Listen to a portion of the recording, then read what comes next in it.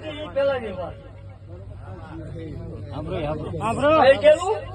હવ બોલી જાય પણ ભલામણા જો આગલું નો ભાગું તો દેવ ને મનાય ને કાલ હવાનો દી ઉગે ને 800 ટકોરો થાય ભલામણા સકલીઓ આવતી છે બધે. જો ડબલ નાંગણી ના જોટા મંદિર ફરતા થાય આટા નો મારે માળ હોય ને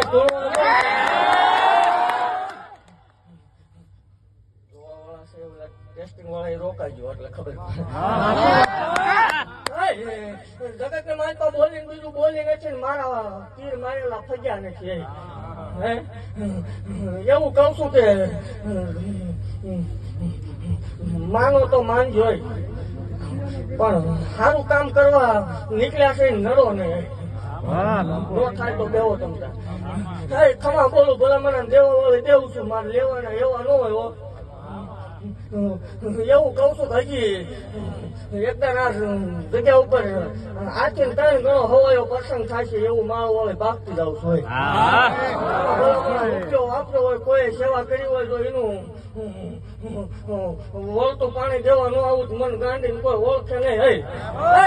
માનતા મારા મંડળ ની હત્યાની કાલે નાગણી શું હો મારો ધક્કો ન હોય ને ધક્કો કર્યા પછી ભલા મને ઇનામ લઈ જાવ તોય મન ગાંડી ખોટ લાગે.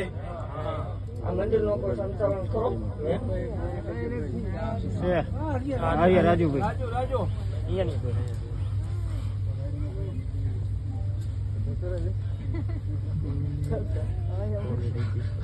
આ મારું આ મેળવી લઈ લીધો એવું મારું વાળી ભાગતી જાઉં છું.